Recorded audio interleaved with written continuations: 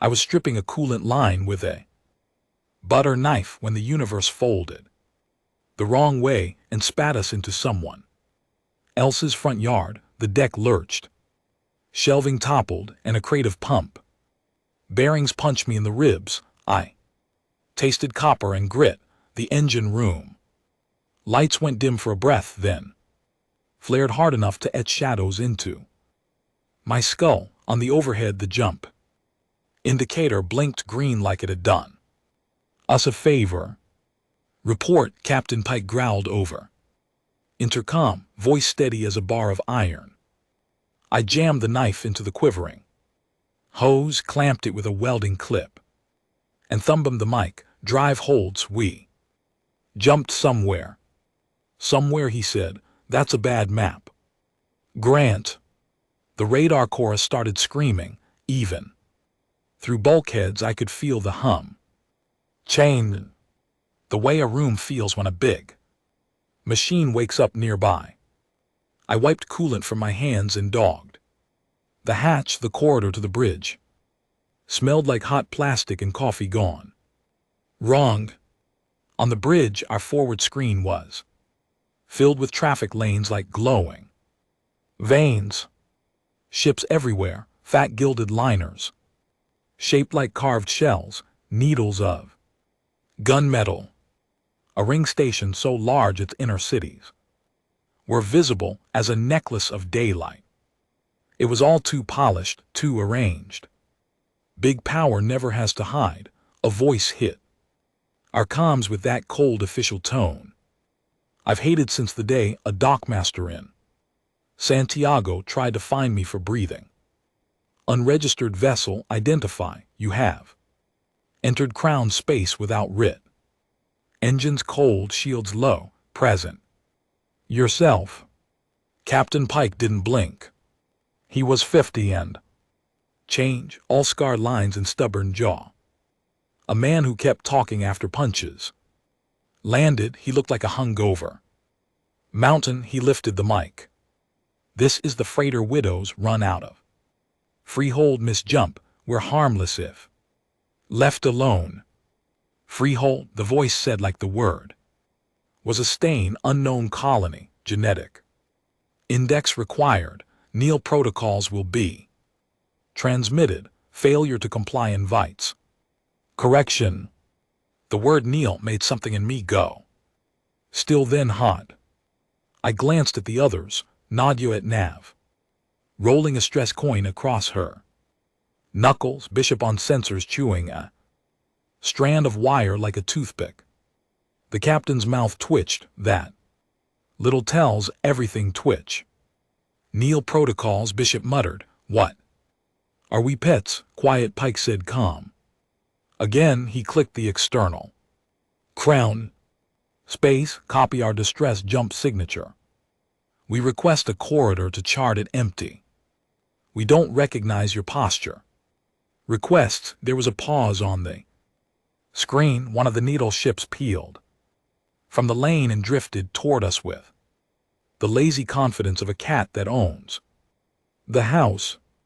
It was painted bone white with gold filigree that belonged on a ceremonial dagger.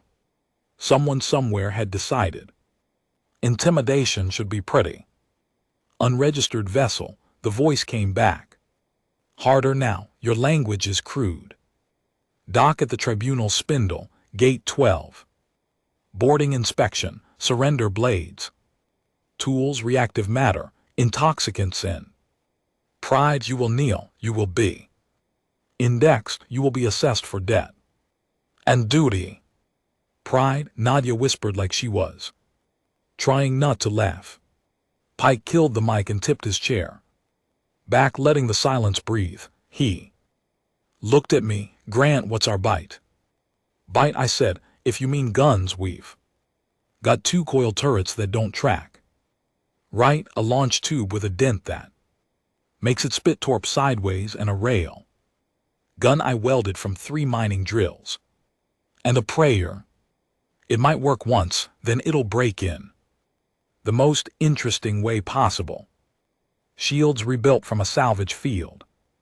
They'll hold against sand and bad words. He nodded like that was about what he expected. So we're not fighting our way out, not a chance, Bishop said. They've got traffic like a beehive, and we're the fly. I could feel the crew starting to spool tight. Fear has a smell. It's metal and sweat and someone else's breath.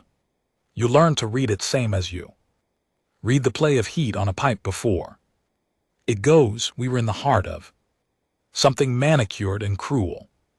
You could tell by the symmetry. Only tyrants obsess over tidy. Pike leaned on his elbows. Listen up, we dock because we have to, but nobody kneels. Nobody begs. They want our tails tucked. They can cut them off themselves. I felt a small, mean smile break loose. Not because I was brave, because he said the thing I needed someone to say. We came in slow, no sudden moves. Station filled the screen until it was only a wall of details, bridges that fed nothing, but that fed everything. Banners that drifted in a wind that didn't exist, maintenance drones like glass beetles crawling and polishing. Gate 12 opened like a mouth. Docking. Pylons reached for us, too graceful for anything honest. Docking clamps bit. Hull shuddered. The airlock reported a seal with a chirp that would have been cute in another life. Our external cam showed a reception party already waiting. On the other side, long limbs in pale armor, headplates like crowns, weapons that hummed with a sound you feel in your teeth. Behind them stood a functionary on a floating dais. He wore robes that probably cost more than our ship. The disc drifted forward. A translator chimed, humans disarm and assume kneel posture. Welcome in humility to the empire of crowns. Pike looked at me. Grant, bring the welcome kit. I knew what he meant. We joked for years that if we ever met aliens, we'd bring the only currency that cuts through titles, something you pour and it burns. I went to the locker and pulled the small crate we labeled pipe fittings. Inside, nested in foam, were 6 bottles of black whiskey from a distiller on Freehold who ran water through charcoal and stubbornness, plus a bag of salt crackers and a jar of pickles shaped like bullets. Classy, I know. We gathered at the hatch. Pike tugged his jacket straight, like he was about to walk into court, which we kind of were. Nadia had her braid tucked on her cap. Bishop had his hands empty and open, the way you show you're not looking for trouble when you're ready to cause it. Pike hit the cycle. The inner door slid, the outer opened, and the station air rolled in. It smelled like cold stone and cleaner, and something floral that didn't come from any honest flower. The armored greeters raised their weapons a fraction, then stopped when they saw the box in my hands. The robed man smiled, a thin, rehearsed smile. His eyes were silver, not natural, and his teeth had the satin look of someone who pays for medicine that actually works. He spoke in a tone like a dentist explaining pain. Kneel, humans. Gifts may be offered after posture. Pike stepped forward. He didn't square up or puff his chest. He just stood like himself in a place that didn't want him to. We don't kneel, he said. We brought a bar. Something in the guard's stance twitched at that, an uncertain beat. The robed man's smile cracked, almost invisible. Customs are not suggestions, he said. And the translator gave the words a faceless edge. Your species will learn. Kneel. I cracked the whiskey and the smell came out. Smoke, sugar, a little violence. I set 3-shot glasses on the floor of the threshold, lined up neat, then poured single fingers. I slid one towards the days with the tip of my boot. I set the second close to the guards. I took the third myself in. Didn't drink yet, where we come from. I said the first drink is for peace, the second is for truth, the third is for whatever happens when the first two don't work. The guards' weapons hummed higher. Warning. The robed man raised a hand, and they stilled. He studied the amber in the cup. Like it might whisper, he did not kneel. He didn't even bend. A little drone zipped forward and sucked a sample into itself, a bead of gold vanishing into a sterile belly. It retreated, lights flickering as it analyzed. While we waited, I let my eyes wander. The corridor beyond them was perfect. Perfect edges, perfect polish, perfect lighting, no scuff marks, no tape over cracked handle grips, no grease under nails. A place like that needs you to kneel because it needs to pretend it made itself. The drone beeped approval. The robed man looked annoyed that reality dared to agree with us. He made a small gesture. A token will be received. Your refusal to kneel is noted. Indexing will proceed. Regardless, they moved to come aboard. And that's when Bishop coughed in, stepped slightly in front of me. It wasn't protective. He was blocking their line of approach to make them adjust. Stubborn, petty act, the sort that starts bar fights and revolutions. The lead guard shifted her stance.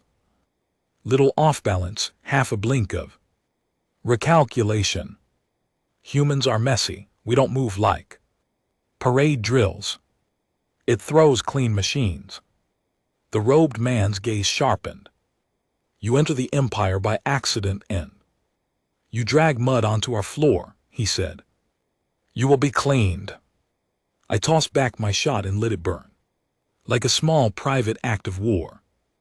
I grinned so he'd know it wasn't fear.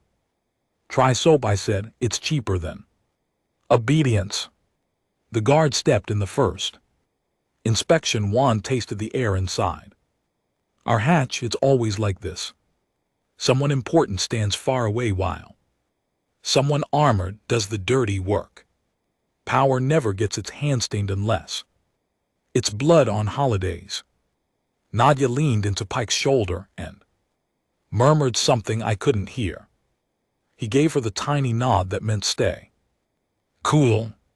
The wand vibrated near my crate and lit a pale, judgmental blue.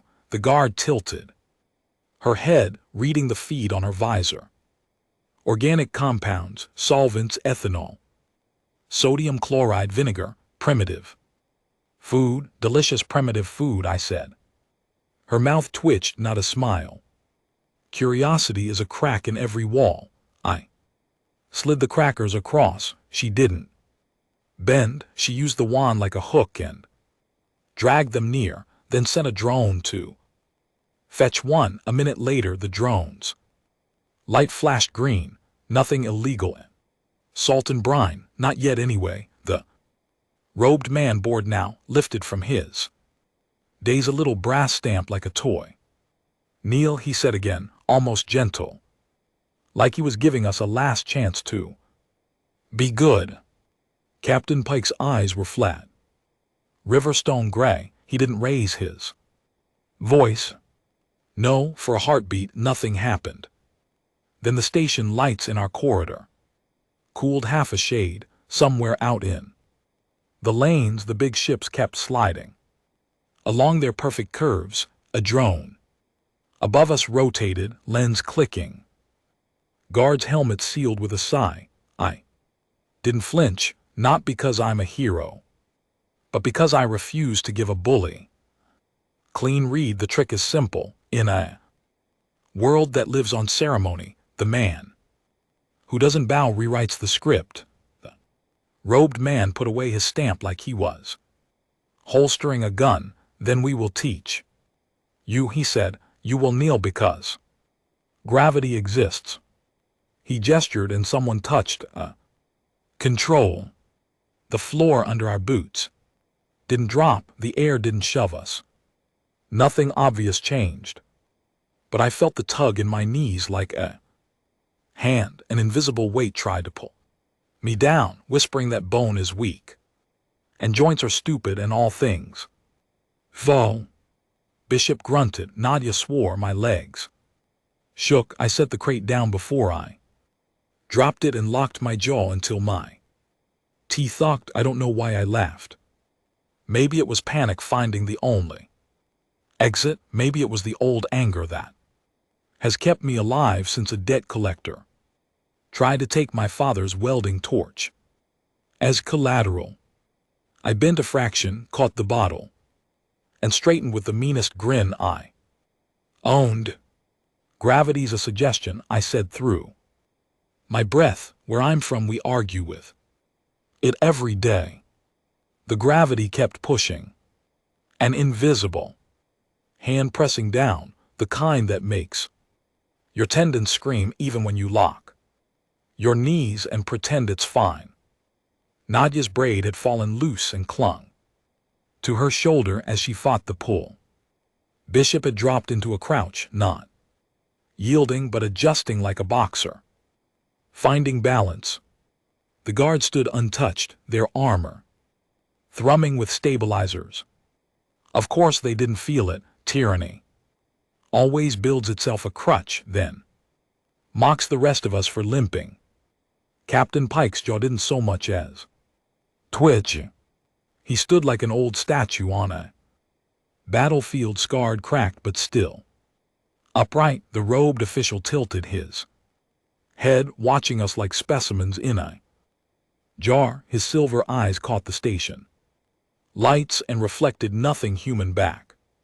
You resist, he said in that same infuriatingly calm tone. All flesh resists at first, but knees always find the floor. Your bones will remember their place. I spat onto the polished deck between us. It landed wet and ugly in the perfect corridor, spreading a stain they'd probably send 10 drones to scrub clean. Guess my bones forgot the lesson. One of the guards lifted her weapon. Fraction, a hum like a knife sharpening. In the air, the robed man raised a hand, staying her. He wasn't done with his little demonstration. You mistake defiance for freedom. We have folded 1,000 cultures like paper into the crown. Everyone swore they would not kneel. Everyone was wrong. You will be too. I looked at Pike, waiting for his signal, but he wasn't giving one. Not yet. He just let the silence hang, let the invisible weight grind us down until it wasn't just our muscles aching, it was our pride. That's when he moved, not fast, not flashy. He bent slowly, deliberately too. The crate, pulled another bottle of whiskey and set it on the deck. Then he straightened to full height again, the veins in his neck standing like cables. He poured himself a glass, not a wobble. In his hand, he drank it in one swallow, then exhaled. If you think gravity teaches men to kneel, he said, his voice steady as a sledgehammer, you've never worked a mining rig. Gravity tries to kill us. Every day, we don't bow to it, we curse it, spit on it, and then we climb. Anyway, the pressure snapped off as suddenly as it had begun. My knees tingled with the blood rushing back. Nadia sagged against the bulkhead, sweat shining on her temple, but her grin was feral. Bishop straightened, shaking his arms loose like he was limbering up for the real fight. The robed man didn't look pleased. His smile was too thin, too forced now. Curious, he said softly, like he was taking notes. Resilience in primitive stock, but stubbornness is not strength. It is waste. You will learn when the tribunal assesses your debt. Debt, that word again. It slid out of his mouth like a knife. I'd heard it my whole Life owed rent, owed docking fees, owed. For every bolt and ration the company. Men swore they'd front us, debt was how. They chain you without needing shackles. These bastards had scaled it too. Galaxies.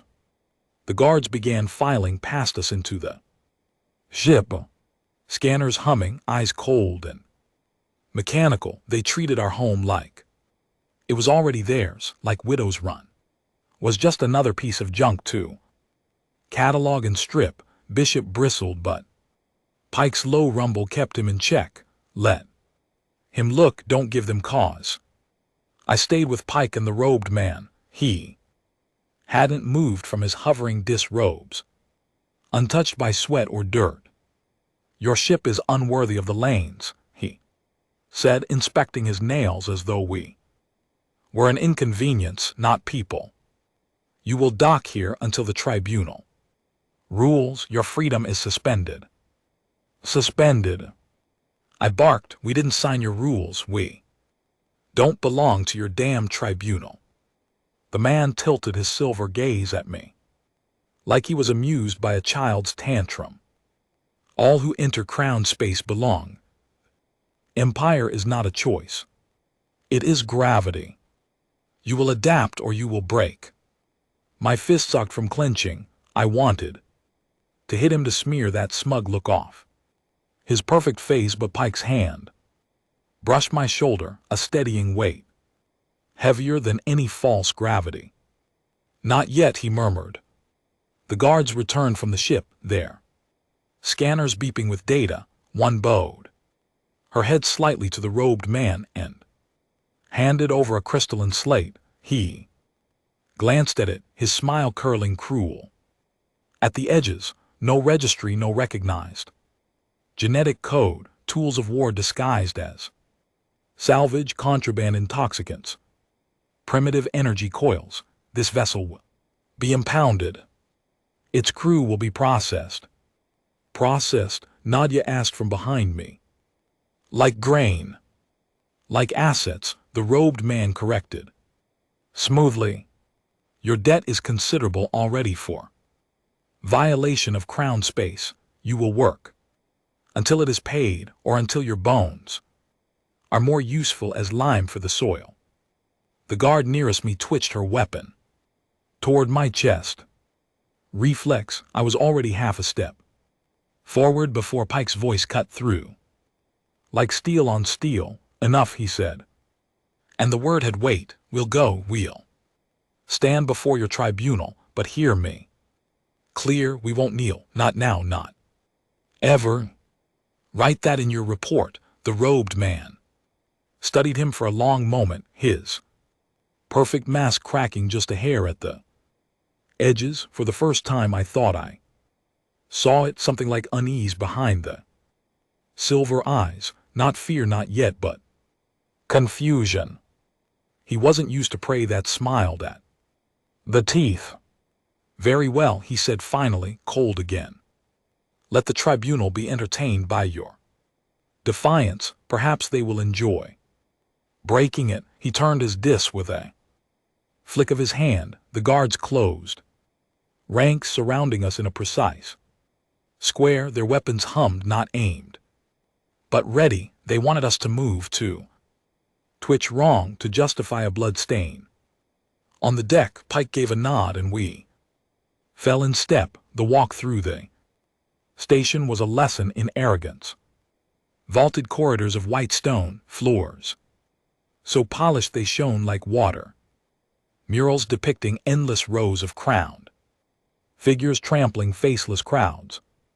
Every passerby was either armored to the teeth or robed in silks, their noses high, their eyes sliding past us like we were bugs. Drones floated overhead, humming faint lullabies that made my stomach crawl. But it wasn't perfect.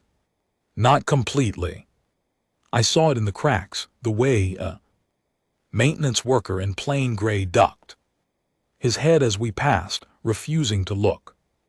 The way a servant girl in blue robes held her tray too tight, knuckles pale. Fear lived here, thick and quiet. People didn't move with pride, they moved with practice. The tribunal chamber loomed like a cathedral of polished cruelty. Pillars rose into shadow, carved with words in a language I couldn't read, but understood anyway. Obedience, loyalty. Dead crown. Ada sat at the far end, larger than the one that carried our robed escort, with seats like thrones for 9 figures. Already waiting, they glittered with gold and jewels, faces blank behind masks shaped like snarling animals. We were shoved into the center of the chamber. A ring of light burned around us, hot enough I could feel it prick my skin. Some kind of field containment display. A booming voice echoed, not from a throat but from every surface at once. Unregistered humans, you trespass in crown space, you stand accused of debt. To the Empire, you will kneel and submit. To assessment, Pike stepped forward. No hesitation. We don't kneel, you want us bent, break us, but we won't bow. The chamber buzzed, a low murmur from unseen observers. The 9 figures on the dais shifted slightly, masks glinting. One leaned forward, its voice oily. Defiance is common in primitives. It fades quickly. Gravity always wins. I barked a laugh before I could stop myself. The sound echoed raw and ugly in their perfect hall. Funny thing about gravity, I said, voice carrying because I wanted it to. We left it behind the first time we lit a fire under metal. We've been defying it ever since. One of the masked figures hissed, a sound like steam. Arrogance. You think you're kind, unique. Thousands said the same. I'll serve now. All kneel. Then maybe you've never met humans before, I said. Pike didn't stop me. He let it ride. He knew the truth as well as I did. They didn't know what they'd caught in their net. We weren't polished. We weren't orderly. We weren't trained to obey every bell that rang. We were stubborn, dirty, loud and mean, and we didn't flinch.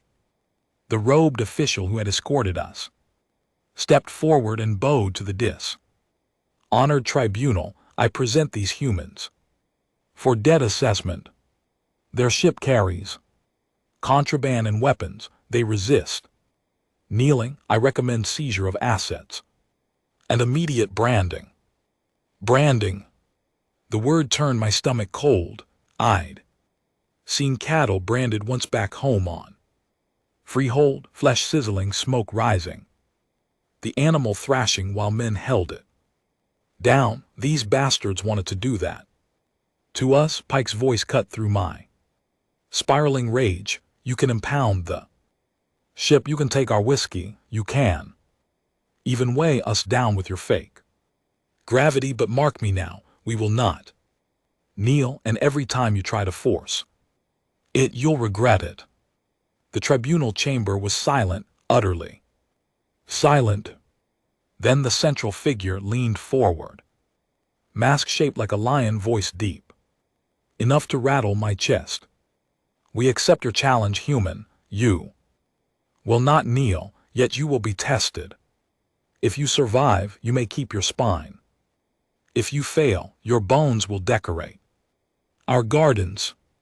The light around us flared, blinding white. I felt the floor vanish beneath my boots, weightless for a breath, then dropping hard into darkness. Wherever they were sending us, it wasn't a cell, it was something worse. And I knew one thing as I hit the ground: they'd made their first mistake. They thought humans would break.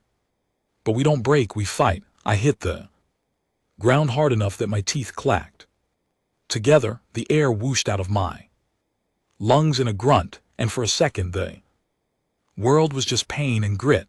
I rolled onto my back, blinking against harsh light. Above me stretched a ceiling of steel and stone, so high it might as well have been sky.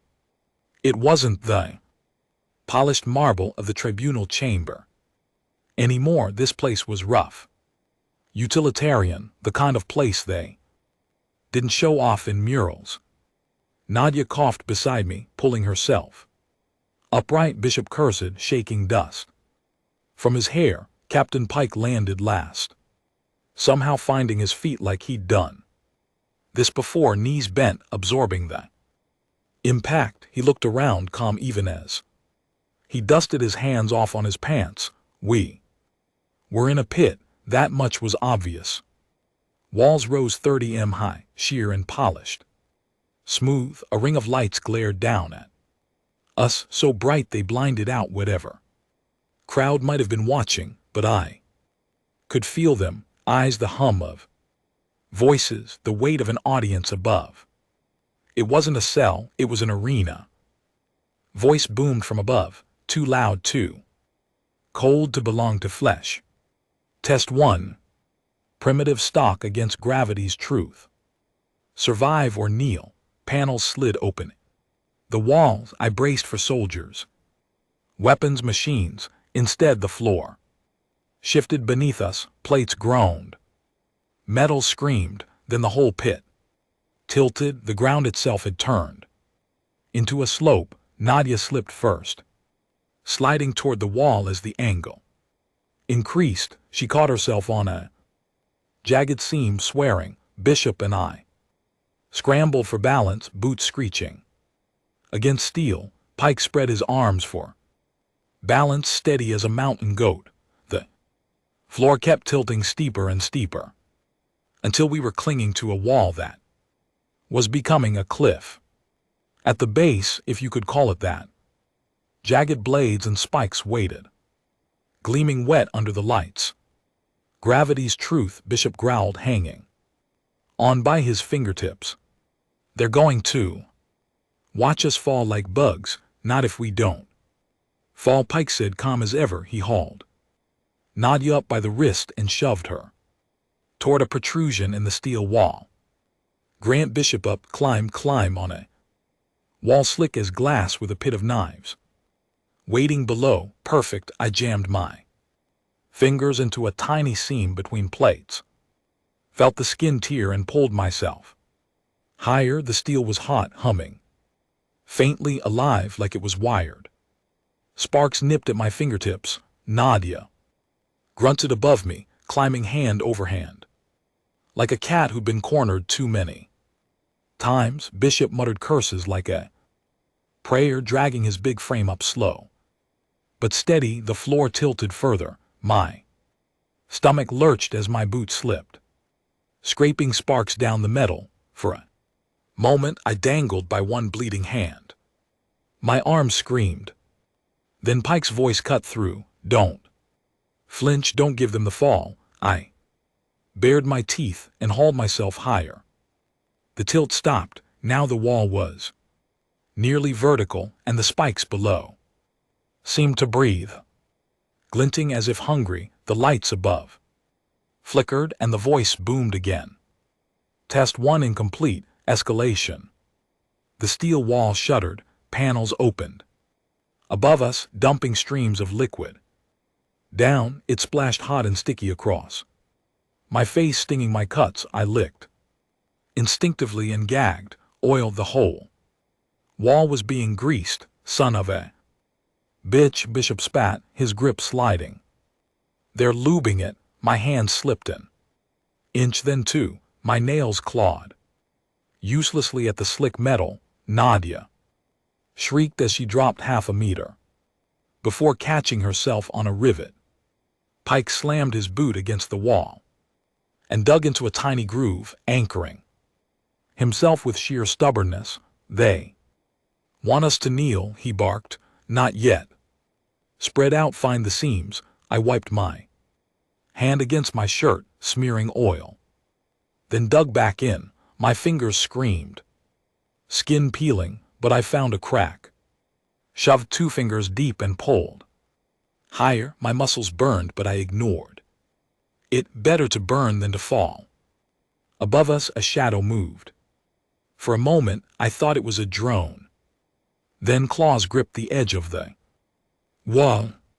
Something climbed over, a creature tall and lean, armored in plates that looked grown, not forged. Its eyes burned orange in the glare. A leash trailed from its collar, leading up into the darkness where handlers hid.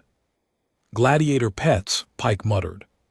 They're not just testing gravity, they're feeding us to the dogs. The beast roared, a sound like metal tearing, and launched itself down the wall. I didn't think, I just moved. My hand found a loose panel seam. I yanked, felt the metal give, and tore a shard free, jagged as a broken bottle. The beast slammed into the wall near me, claws sinking deep, drool hissing as it hit the oil. I drove the shard into its foreleg. It howled, thrashing, and slipped lower, gouging trails in the steel. Nadia kicked it in the snout, sending teeth flying. It slid further, screaming, then impaled itself on the spikes below, blood sprayed, steaming. Where it touched metal, the crowd above roared, not in anger, in delight. Bishop snarled, dragging himself higher. They're enjoying this like it's sport. It is sport, Pike said grimly. We're the clowns in their circus. Keep climbing. More shadows appeared above, two beasts, this time snarling, claws raking sparks. As they descended, split them, Pike ordered. Grant left. Bishop right. Nadia stay high. I'll take whichever's faster. My beast lunged, claws aiming for my head. I swung the middle shard, slicing its muzzle. Hot blood splashed my face. It shrieked, and its claw missed my skull by inches. I shoved off, swinging on my handhold, and kicked it square in the throat. It gagged, wheezing, but it didn't fall. It came again. I stabbed, missed, nearly lost my grip, my vision blurred with sweat and blood. Then Nadia screamed from above, her boot connected with its jaw, snapping its head sideways. That gave me the opening. I rammed the shard into its eye. It went limp, weight dragging it down, claws scrabbling until it vanished into the spikes below. Bishop's beast wasn't so easy. It was bigger, meaner, with two sets of claws. It pinned him against the wall, snapping at his throat. He bellowed and shoved back with sheer brute force. Pike dropped down like death from above, wrapping an arm around the beast's throat and driving his knife into the gap between plates. He twisted.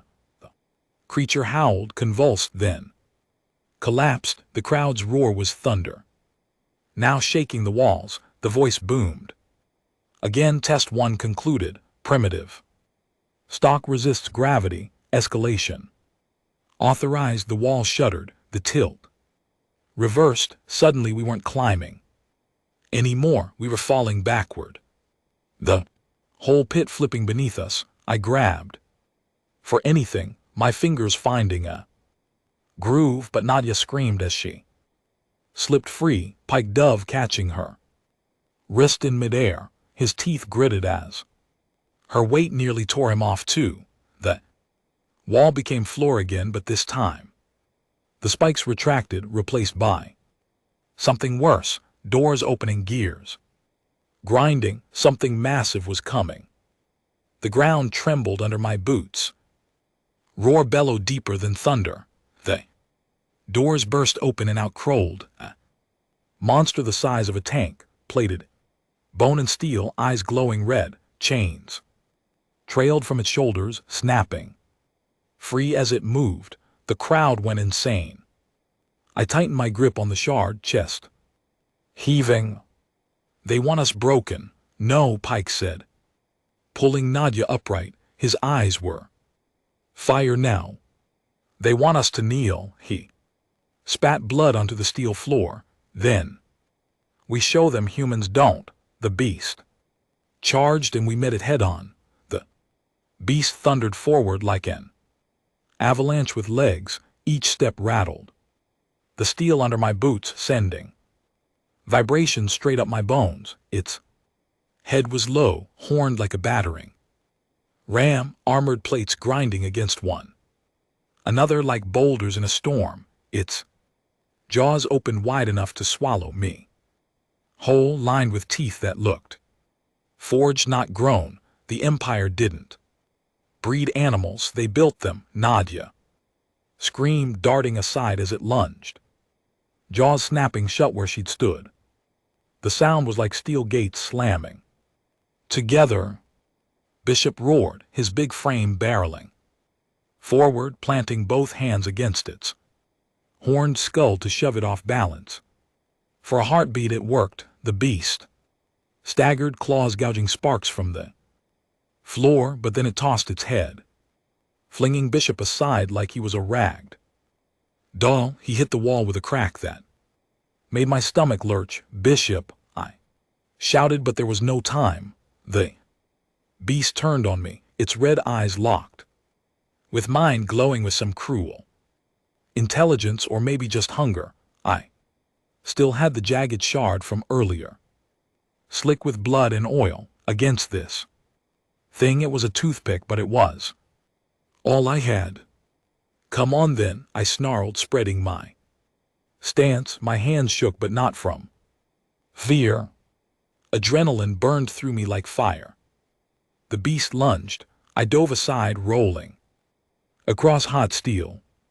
My shoulders screamed, but I came up swinging, driving the shard into the seam between two plates. Along its flank, the point sank shallow, scraping metal. The beast shrieked, a sound so loud it rattled my teeth, and kicked sideways. Its claws caught me across the ribs. Pain flared white, and I flew backward, crashing onto the floor, hard enough to see stars. Before it could finish me, Pike was there. He stood dead center, no weapon in hand, just his knife and his will. The beast lowered its head, growling. Pike didn't move, didn't flinch. He looked like an old soldier, daring death to come closer. It charged. At the last instant, Pike sidestepped. His hands shot out, grabbing one of the chains still hooked to its shoulders. He yanked with all his weight, spinning with the momentum. The beast's head slammed sideways into the wall, cracking the steel and sending shards flying. Crowd above roared with approval, their cheers echoing like a storm. "Grant, get up!" Pike barked, still hanging on to the chain. The beast thrashed, dragging him across the floor, but he didn't let go. I staggered upright, blood dripping down my side. Nadia was scrambling up the wall again, looking for height for leverage. Bishop groaned, pushing himself to his knees, blood running from his temple. The beast reared back, chains whipping. Pike let go at the perfect moment, rolling clear as its horn gouged a crater in the floor. I saw it then. Under its plates, between joints, faint glowing seams, power conduits. Weak points hit the seams. I yelled, pointing. The others saw it too. Bishop stumbled forward, grabbing a loose pipe from the wreckage of the wall, hefted it like a war club, teeth bared. Nadia shouted from above, "Move it toward me." I ran every step, screaming in my ribs, and slashed my shard into one of the glowing seams behind its forehead. Sparks burst, the beast shrieking in pain as black fluid sprayed across me. It spun, tail whipping. I ducked barely. The air whistled as it passed over my head. Bishop bellowed and swung his pipe like a hammer, smashing it into the seam. On its other side, the sound was like striking a gong. The plate cracked, wires spilling. The beast screamed, louder, bucking and twisting. Nadia leapt from the wall. She dropped onto its back, dagger flashing. She drove it down between plates, twisting until sparks exploded. The beast convulsed, nearly throwing her off. She clung on, Shrieking wordless defiance, Pike charged straight for its head. He didn't dodge this time. He vaulted onto its horn, climbing as it reared. His knife flashed once, twice, sinking into the seam just below its eye. The beast howled, thrashing like a demon. I rammed my shard deep into its chest seam. Sparks blinded me. My hands burned, but I shoved until something inside gave way. The beast jerked once, twice, then collapsed with a crash that shook the pit. Silence for one long heartbeat. Silence. Then the crowd exploded. Cheers, roars, a storm of sound that rattled the walls. They weren't angry. They weren't disgusted. They were thrilled. The Empire wanted a show, and we'd given them one. Pike stood on the beast's skull, knife dripping his chest. Heaving, he lifted his head to the tribunal shadows above and spat. That all you've got? The chamber went quiet. Again, the booming voice returned, colder than before. Test 2 concluded. Primitive stock shows resistance. Escalation required. The floor beneath us split apart with a grinding roar. The beast's corpse slid into darkness, chains dragging it down. We scrambled back, panting, bleeding, coated in oil and blood. The ground shifted, rising, carrying us upward. Pit walls fell away, and suddenly we were standing in the open again. Not the tribunal chamber, but another arena. This one larger, ringed with thousands of onlookers. Their faces gleamed in the light of torches and banners, masks of gold and silver watching us like vultures. The robed official from before stood on a platform above, silver eyes glittering. You amuse the Empire, he called. His voice was amplified, carried across the arena. You resist gravity, you slay beasts, but you cannot resist forever. You will kneel. I spat blood and wiped my mouth with the back of my hand. Come down here and make me, you smug bastard. The crowd laughed, a ripple of cruel delight. The official didn't flinch. He just raised a hand. Massive gates opened. At the far end of the arena, out rolled machines, this time, not beasts. Machines. Six-legged constructs armored in black steel, each bristling with blades and guns that hummed with sick energy. Their eyes burned the same red as the beasts, but colder, emptier. Test 3, the voice boomed. Resistance. Against the crowned soldiers, Bishop groaned, wiping blood from his eye.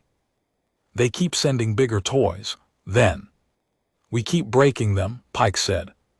Flatly, the machines began to move, legs stabbing the ground with precise rhythm. Their weapons spun up, whining like hungry wolves.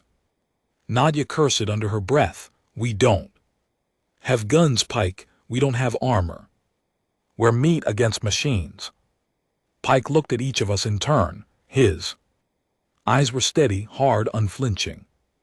Then we fight like humans, dirty, mean, and without booing. The first machine fired. A bolt of searing light scorched the floor where I'd been standing a heartbeat before. I dove behind a jagged hunk of the fallen wall, the heat blistering my skin even. From a mist, sparks rained, smoke rising. We weren't going to win this clean, not against machines built to kill, but maybe that wasn't the point. Maybe the point was to show them we wouldn't kneel no matter what they threw at us. I tightened my grip on my shard of metal, blood dripping from my knuckles. I could hear Bishop growling like a bear, hear Nadia swearing like a dockend, hear Pike's steady breathing. We weren't done, not yet. The machines closed in, weapons blazing, and we charged. The first machine's shot scorched the arena floor, leaving molten lines in the steel. I could feel the heat radiating through my boots as I sprinted across open ground. Behind me, another blast ripped the air so loud it felt like someone had slapped my skull. These weren't beasts anymore. Beasts bleed, beasts hesitate. These things didn't. They advanced in formation, 6 legs stabbing in unison. Weapons tracking us with surgical precision spread out, Pike bellowed, his voice carrying even over the chaos. Make them divide, I broke left, Bishop broke right, Nadia scrambled for height. Scaling a collapsed support beam like it was a ladder, Pike strode forward dead center, calm in the firestorm, like he was daring the machines to focus on him. And they did. 3 of them locked onto him at once, their guns glowed, building to a blinding pulse. My stomach lurched. Move, I shouted. But Pike didn't. At the last instant, he dropped to his stomach, sliding across the hot steel.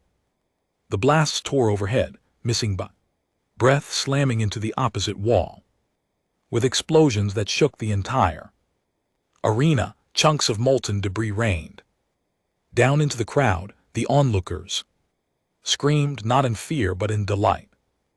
Pike came up on one knee, knife in hand. He hurled it not at the machines themselves but at the ground near their legs. The knife hit a seam in the floor, sparks shooting up, startling one machine just enough to stagger its step. That was all Bishop needed. The big man roared and swung his scavenged pipe like a war club, smashing into the machine's forward leg joint.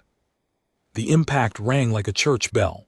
The joint cracked, the machine stumbled, legs tangling. Got you, bastard! Bishop snarled, swinging again and again, sparks flying with every strike. Machine reeled back, struggling to regain balance. Another machine pivoted toward him, guns whining as they powered up. I sprinted, lungs burning, and hurled myself at its side. My shard of metal screeched against its armor. Useless at first, then I saw it, the glowing seam again, faint but there. I jammed the shard deep, forcing it between plates. Sparks burst. The machine shuddered, turning its guns toward me. Grant, Nadia's voice cut through the roar. I looked up just in time to see her leap from above, dagger gripped in both hands. She landed on the machine's back, driving her blade into its glowing seam. Sparks erupted again, brighter this time. The machine convulsed, staggered, then collapsed onto its side with a crash that shook the ground. The crowd roared. Nadia rolled clear, panting, her braid wild around her face. She grinned through blood and sweat. 2 down, 4 to go, Pike said grimly. He picked up his knife from the floor, where it had landed, twirling at once, like he'd never doubted it would come back to him. The remaining machines spread out, adjusting their formation.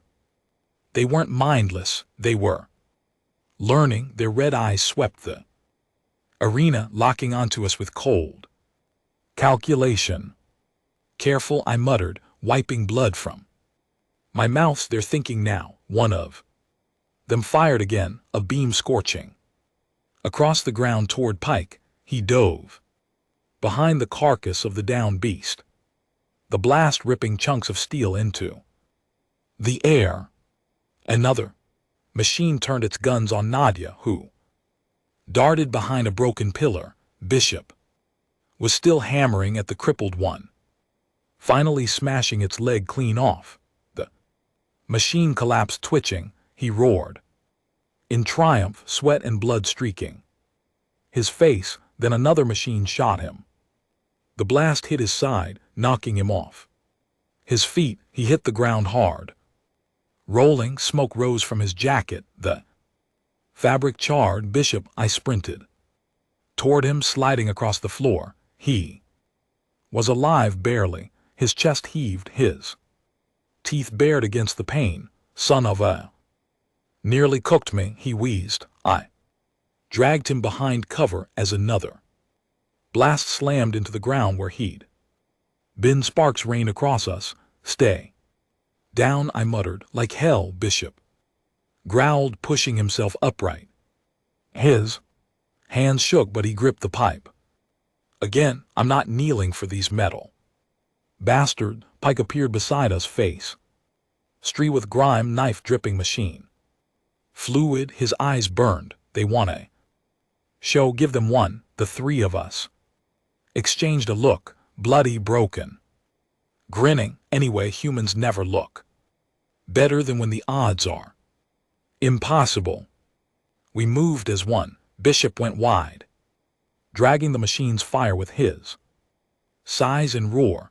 I sprinted low, darting in close while their weapons struggled to track me. Pike climbed straight onto one's back, stabbing into seams, ripping wires out with his bare hands. Sparks exploded across his shoulders, lighting him like a demon. Nadia dropped from above again, but this time she didn't aim for a seam. She hurled her dagger at the machine's eye. It hit dead center, shattering the lens. The machine screamed, actually screamed, as it convulsed, firing blindly in every direction. One bolt slammed into another machine, blowing its leg off. It toppled, thrashing, and Pike stabbed his knife deep into its exposed guts. The thing went still, twitching, smoke rising from its carcass. The crowd was on their feet now, roaring louder than ever. Some chanted in a language I couldn't understand. Others just screamed for more blood. 3 machines down, 3 left.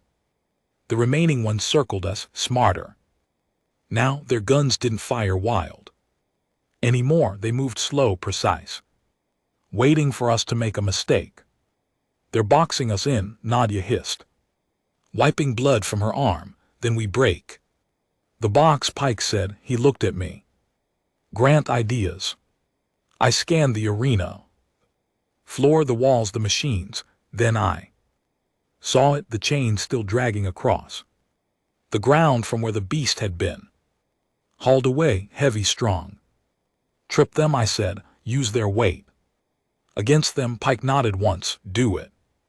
Bishop and I grabbed the chains, heaving them across the arena floor. The machines tracked us, guns warring, but they didn't see the trap until it was too late. One stepped forward, its legs tangling in the chain. Bishop and I yanked with everything we had. The machine toppled forward, crashing to the ground with a deafening clang.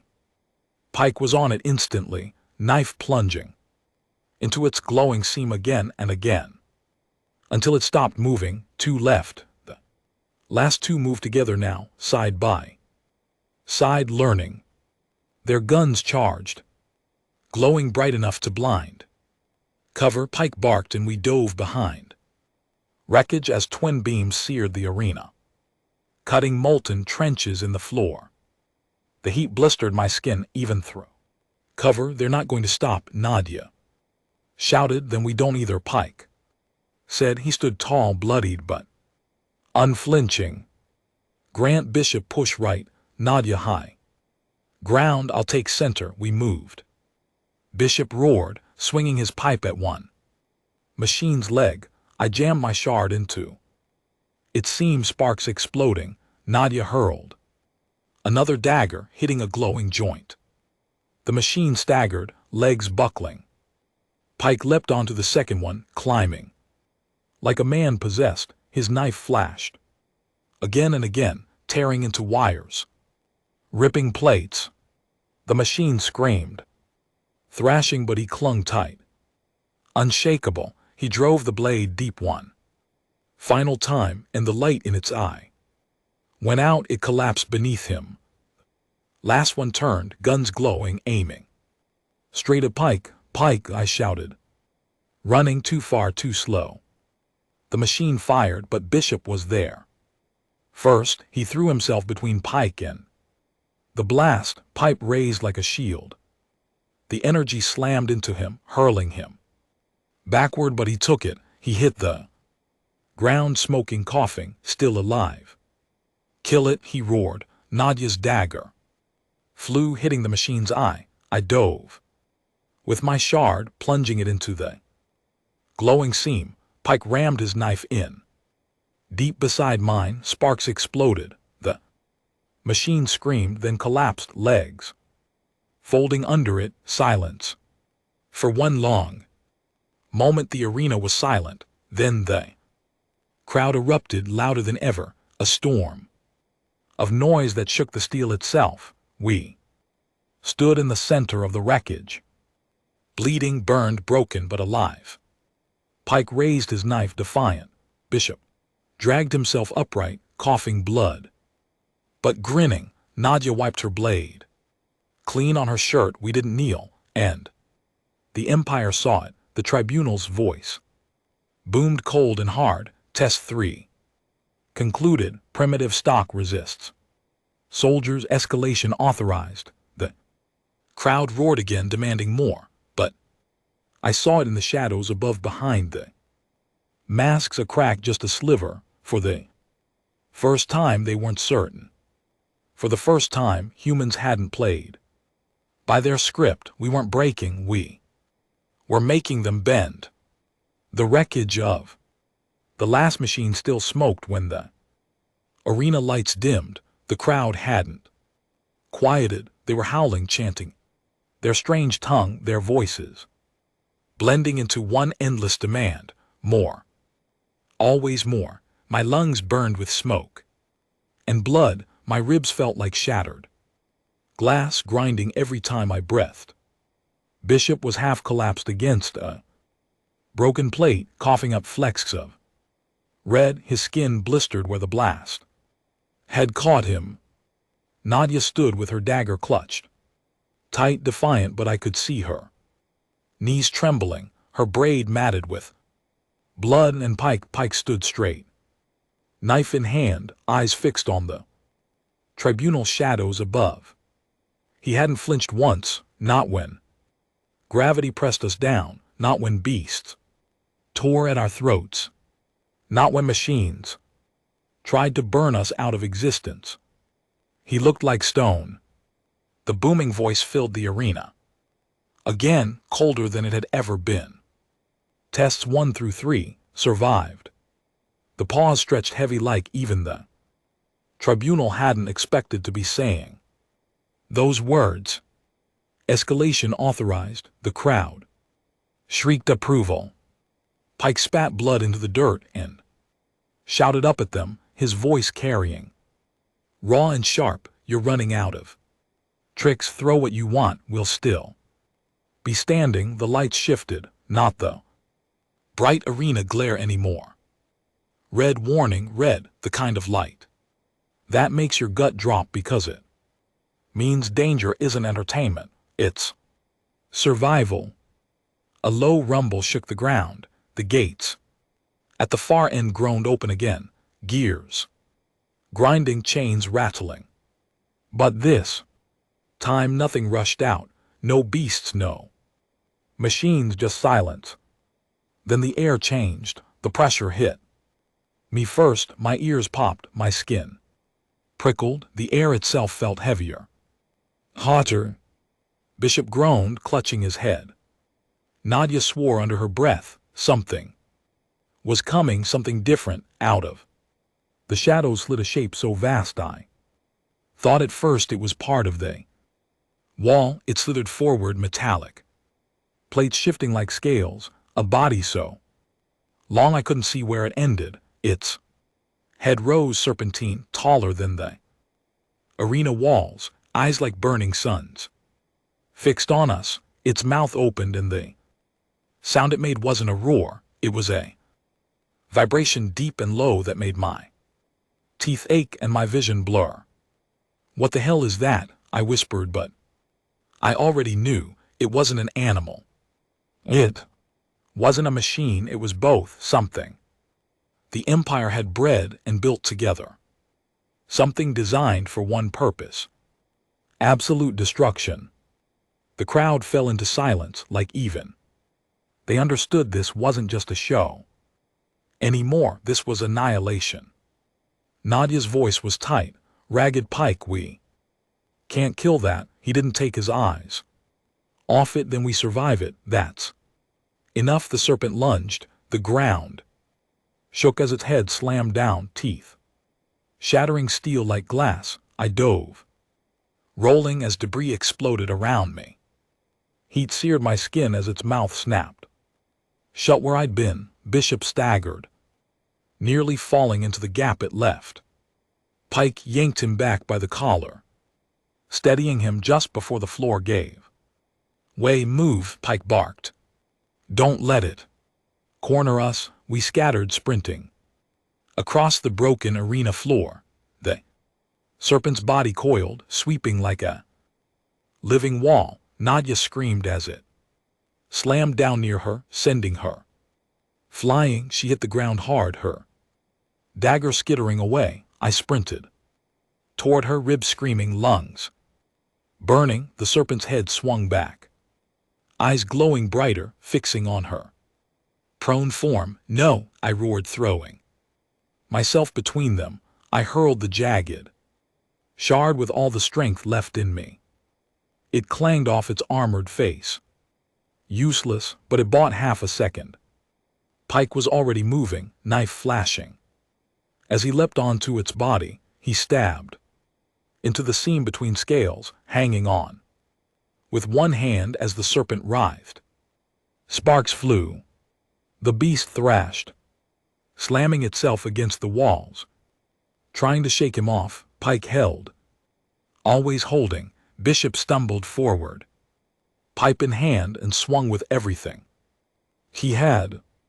The pipe dented the serpent's side, barely, but enough to draw its attention. It hissed, a sound like steam from a ruptured engine, and struck. The impact sent Bishop flying. He hit the ground with a sickening crack, rolling limp. Bishop, I scrambled toward him, but Nadia's scream cut through. The serpent had her pinned now, its massive body coiling around her like a snake around prey. She slashed with her dagger, screaming defiance, but her blade barely scratched its scales. It squeezed. She gasped, choking. Pike, I shouted. He was climbing higher on its back, knife plunging again and again. Sparks raining.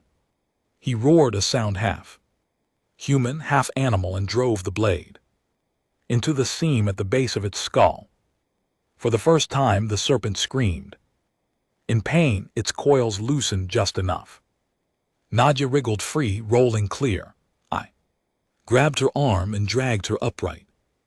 Her face was pale, eyes wide, but she was alive. The serpent reared back, towering above us, blood and sparks dripping from its wounds. Its eyes blazed brighter, rage incarnate. It wasn't just a predator anymore. It was furious, and it was learning. It swept its head low, mouth glowing, not just heat this time, energy, a beam building in its throat, humming with lethal power. Pike leapt clear just as it fired. The beam tore across the arena, obliterating everything in its path.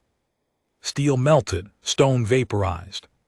The shock wave slammed into me, hurling me across the floor. My ears rang, my vision blurred. When I staggered up, half deaf, I saw what it had done. Half the arena floor was gone, a molten trench stretching across the pit. If that beam had hit us directly, we'd have been ash. The crowd wasn't cheering anymore. They were silent, tense, watching with wide eyes. Even they hadn't expected this. Nadia spat blood, her hands trembling as she picked up her dagger again. We can't do this, Pike, she gasped. Not like this. He stood, knife in hand, blood streaking his face, eyes blazing. We don't have to kill it, we just have to prove we won't kneel. How? I demanded, my voice raw. Pike looked at the serpent, then at us. We bring it down together. Bishop groaned from the floor, dragging himself upright. His leg was bent wrong, but he was still alive, still fighting. He grinned through blood. Then let's break this bastard. We moved. Pike climbed again, knife digging deep into seams, blood and sparks spraying. Nadia darted for its head, slashing at its glowing eyes, blinding one. I grabbed a length of broken chain from the floor, wrapping it around my hands, and leapt onto its body. I wrapped the chain around a joint, pulling with everything I had, wrenching it backward.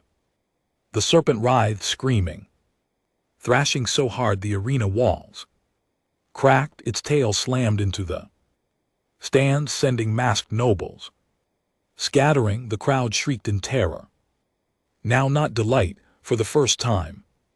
Fear. Pull, Pike roared, don't let go. We pulled.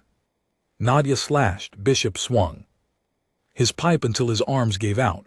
Pike stabbed again and again into the base of its skull with one final shuddering scream. The serpent collapsed, its body crashed into the floor, shattering steel, sending dust and smoke billowing.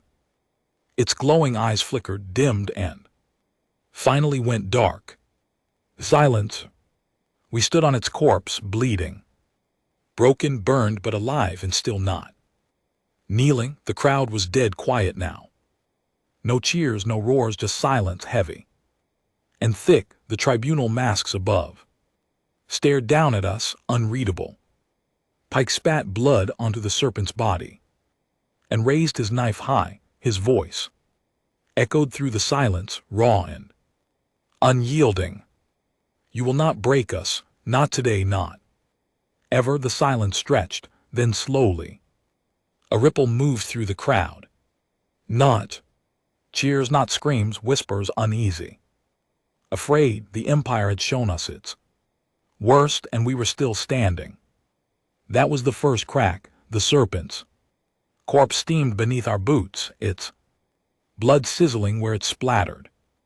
Molten steel, the arena wire of oil, ozone and death. My ribs screamed with every breath. My hands were torn and bleeding, but I was still upright. So were we all. And above us, for the first time since this nightmare began, the Empire wasn't cheering.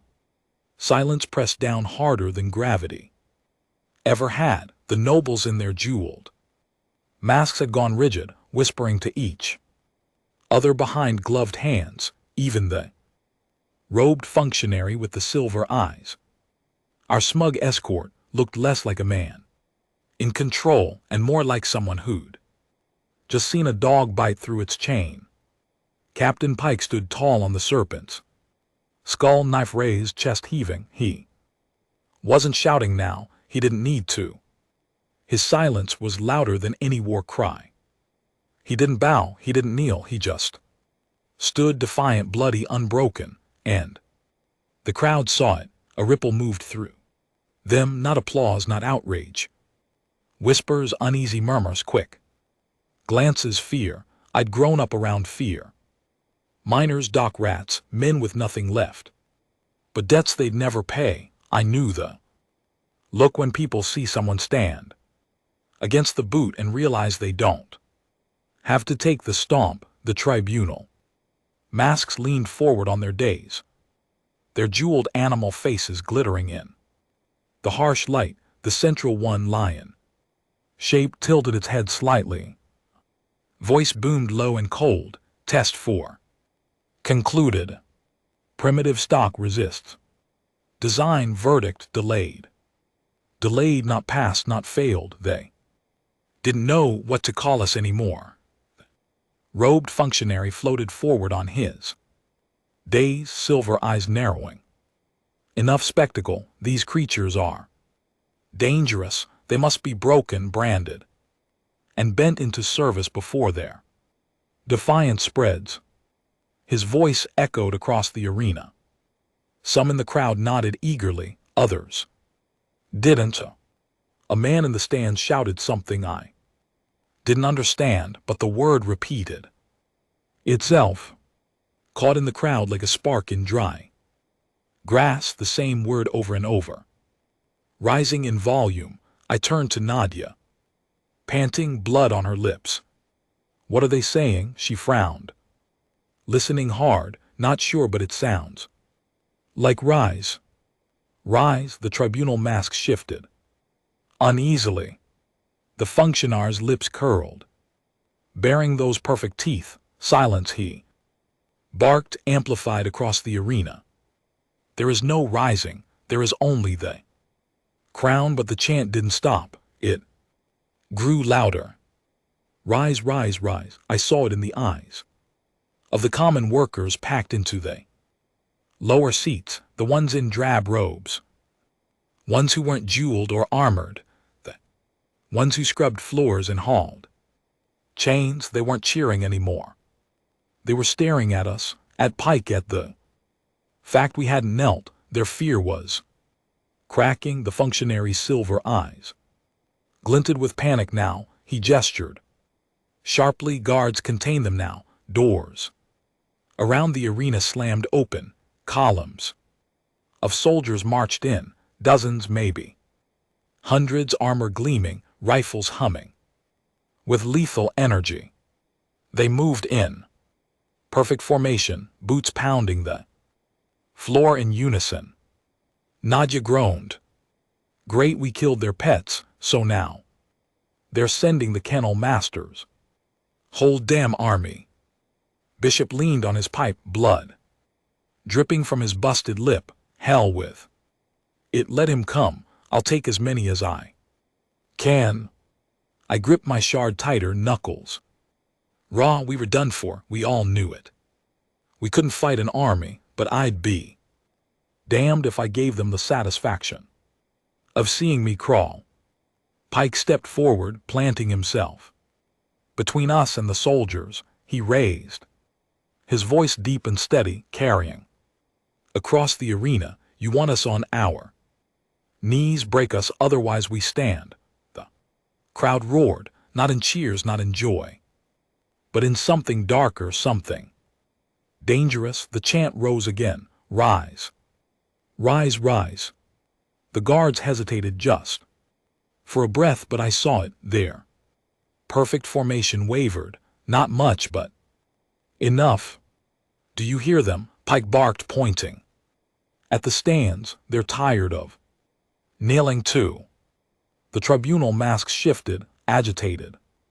One slammed its jeweled fist on the dais, voice booming. Silence these animals. But the word animals had the opposite effect. The crowd's chant surged louder. Now a rolling thunder that shook the steel. Rise, rise. The guards froze.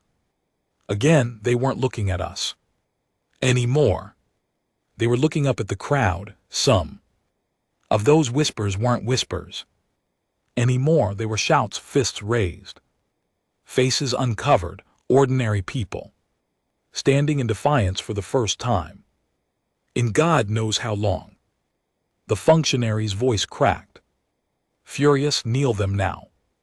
The guards raised their rifles. Pike didn't move. He didn't flinch. He just stood there, knife in hand, eyes blazing. And then one guard lowered his rifle. It was small, subtle, but it was enough. Another followed, then another, until a full rank of soldiers was frozen, rifles still raised, but no longer steady. The tribunal roared in outrage. One of the masked judges shouted, voice trembling with fury, mutiny. The crowd erupted. People poured over the lower walls, surging into the arena. Workers, servants, men and women in drab clothes. They swarmed the floor, screaming, chanting, hurling stones and debris. Guards tried to shove them back, but the formation broke. It was chaos, beautiful chaos. Pike turned to us, his voice low but steady. This isn't our fight alone anymore. The fire's lit. We just have to keep it burning. Nadia's grin was bloody feral. Then let's burn it down. The functionary on his floating days sneered, his silver eyes glowing with fury. You've doomed them all, he hissed. You've infected them with your stubborn filth. Pike stepped closer, his knife dripping with serpent blood. No, he said quietly, we reminded them. They still have spines. The days drifted back, retreating toward the safety of the tribunal's platform. Guards closed in around the functionary, trying to shield him. The nobles in the stands were panicking now, scrambling for exits as the chant grew deafening. Rise, rise, rise. Bishop staggered to his feet, pipe resting on his shoulder, grinning like a madman. Captain, what's the play? Pike's eyes swept the chaos. The guards, the rioting crowd, the tribunal looming above his jaw set. The play is simple. We walk out of here alive, and if they stop us, I asked. He looked up at the dis at the lion mask staring down with fury. His grin was sharp, bloody. Then the Empire learns what happens when you corner humans. He turned to the crowd, shouting so loud it cut through the chaos, stand with us and you'll never kneel again. The roar that answered him was like nothing I'd ever heard. Not cheers, not worship, a promise. The tribunal had wanted a spectacle. They got a spark instead. And now the fire was spreading. I tightened my grip on my charred heart, hammering, blood dripping down my side. The Empire thought we'd be broken. Instead, they just made us dangerous.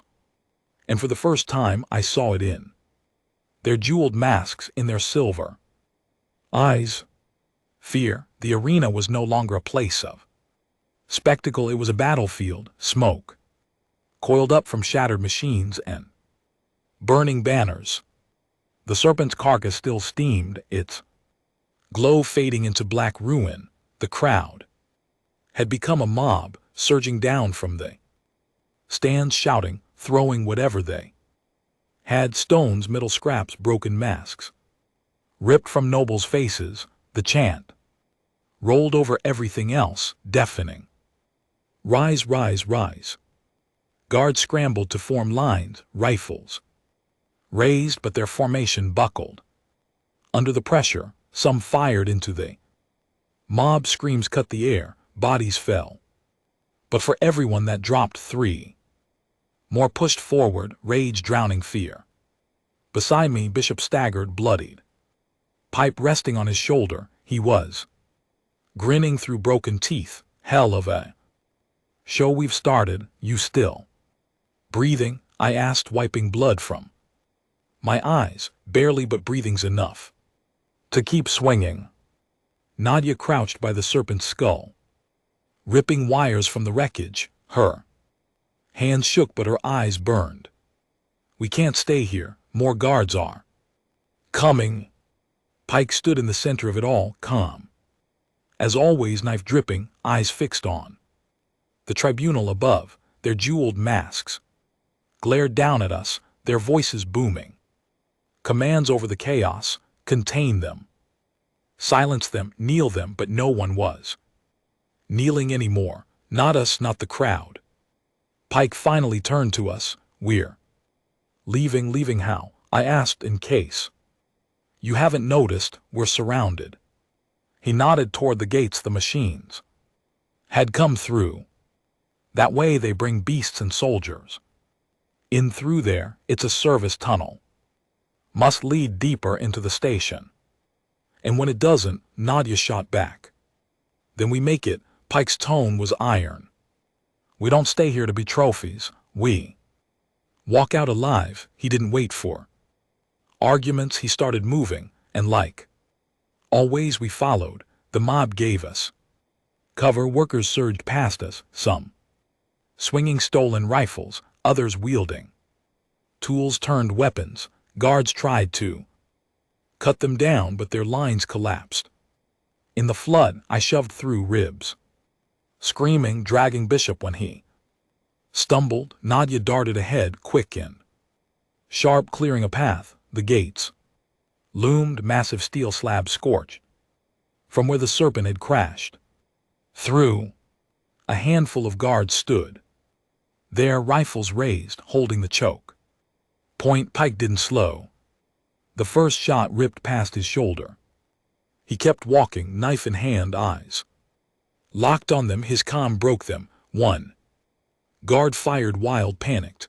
Another lowered his rifle, uncertain. Then Bishop barreled forward, roaring, pipe swinging. The first guard went down with his helmet caved in. Nadia's dagger found another's throat. I slammed into the third shard, plunging into his seam. Sparks burst and he crumpled. The rest broke and ran. We pushed through the gates into a dark tunnel, humming with machinery. Pipes hissed overhead. Air was hot, metallic, stinking of oil. My lungs burned, but the sound of the mob behind us pushed me forward.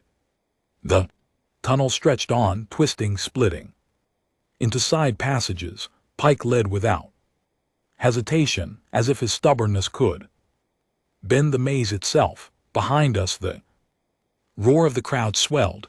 The rebellion was spreading. Doors slammed, alarms blared. The station was convulsing. We weren't just escaping, we'd lit a fire we couldn't put out. The functionary's voice suddenly crackled through hidden speakers, cold and furious. Humans, you have poisoned this place with your defiance. You will be hunted. There is no escape. His voice followed us through every corridor, echoing off. Steel. You think you've sparked rebellion. It will be drowned in blood. The crown has lasted 1,000 years. You are nothing. Pike stopped, glaring up at the nearest speaker. Then why do you sound afraid? He tore the speaker from the wall with one yank, wires sparking. Then he kept moving. We reached a wide chamber filled with crates and equipment, cargo, supplies, and beyond it, ships, small ones, shuttles, sleek and polished, lined up like trophies. Nadia gasped. That's our way out, or our way deeper in, Pike said. Either way, we're not staying here. Guards poured in from the far end, rifles raised, dozens of them. We froze. My gut clenched. We'd come this far, but there were too many. Even Pike couldn't knife his way through a wall of rifles. The guards took aim. Then one of them fired at his own commander. The officer dropped, armor smoking. The shooter ripped off his helmet, throwing it to the ground. His face was pale, his jaw set, his eyes blazing. Rise, he shouted. The word echoed. More helmets hit the floor. More rifles turned, not at us, but at their own officers. Shots rang out. Chaos exploded. Bishop laughed, a raw, broken sound. Hellcap. We're contagious. Pike didn't smile, but his eyes burned. Then let's spread it further.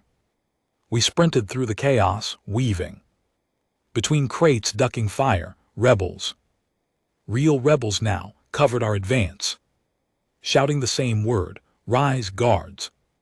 Loyal to the crown tried to hold the line, but their formation was crumbling. From within, we reached the shuttles, sleek, untouched.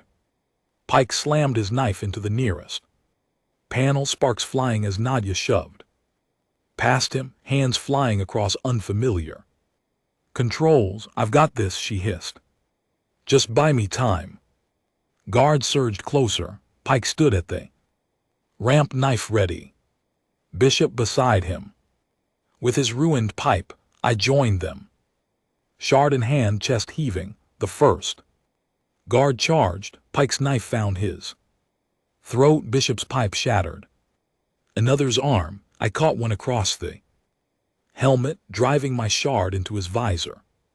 Sparks burst. He dropped. Shots ripped the air. Heat seared past my cheek. I staggered, blood dripping from a graze across my arm. Then the shuttle roared. To life. Nadia shouted from the cockpit, "It's flying, get in." We stumbled aboard, dragging Bishop with us. Pike was last, shoving the final guard off the ramp before slamming it shut. The shuttle lifted, engines howling, the floor trembling under our boots. Through the viewport I saw the chaos spreading. Fires burned, rebels swarmed, the chant shook the station itself. Rise, rise.